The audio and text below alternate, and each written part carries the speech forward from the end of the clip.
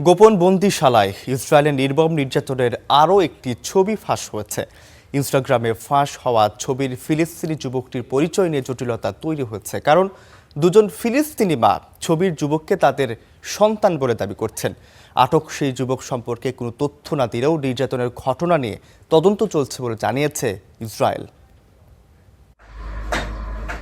Mobile ফোনের ছোট্ট স্ক্রিনে এক ফিলিস্তিনি যুবকের ছবি। খাটের ওপর উপুর হয়ে থাকা যুবকটির পা থেকে গলা পর্যন্ত শরীরের পেছনে খাটের সাথে বাঁধা। খাটের ছবি আর আশপাশের পরিবেশ বলছে এটি ইসরায়েলের কোনো গোপন বন্দিশালা। বেঁচে থাকা ফিলিস্তিনি বন্দীদের অভিজ্ঞতার সাথেও এই পরিস্থিতি মিলে যায়। সম্প্রতি ইনস্টাগ্রামে ছবিটি পোস্ট করে লেখা হয় গুড মর্নিং। এরপরই সেই অ্যাকাউন্টটি ডিলিট করে দেওয়া হয়। কিন্তু এই ছবি ঘিরে বিতর্কটা অন্য জায়গায়। দুই ফিলিস্তিনি মা এই যুবককে তাদের সন্তান বলে দাবি করছেন। এক মা বলছেন তার নাম ওসামা, আরেক মা বলছেন ছবিটি তার ছেলে আমিন আল ঘৌলের। আমার ছেলেকে ১৯ মার্চ ইয়েলো লাইনে তার ১ বছর বয়সী ছেলের সাথে আটক করা হয়।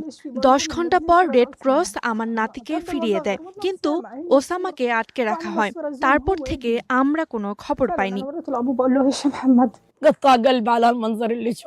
আমার ছেলেকে ২৩ সালের নভেম্বরে আটক করা হয়।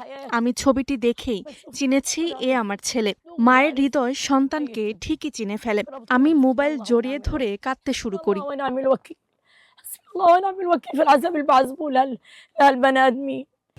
বন্দি যুবকটি ওসামা নাকি আমিন আল ঘৌল সেটি প্রমাণ করা কঠিন নয়, কারণ গেল মার্চে ১ বছর বয়সী এক শিশুকে আটকের খবর আন্তর্জাতিক গণমাধ্যমে নজর কাড়ে। সেই শিশুর বাবা ওসামা। তখন ছোট্ট শিশুটির পায়ে সিগারেটের পোড়া দাগ দেখেন তার স্বজন। সে সময় ইসরায়েল দাবি করেছিল এটি সতর্কতামূলক গুলির দাগ।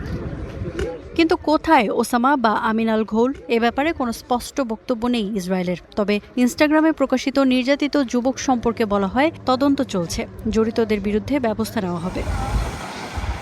ওসামা বা আলামিন আল ঘৌলের মতো এমন ১২০০ ফিলিস্তিনিকে বিনা বিচারে আটক রেখেছে ইসরায়েল। ইসরায়েলের আইন ইন্টার্নমেন্ট অফ আনলফুল কম্ব্যাটেন্টস ল সন্দেহজনকভাবে যে কাউকে অনির্দিষ্টকাল আটক রাখার অনুমতি দেয়। Iffat Ira, star news.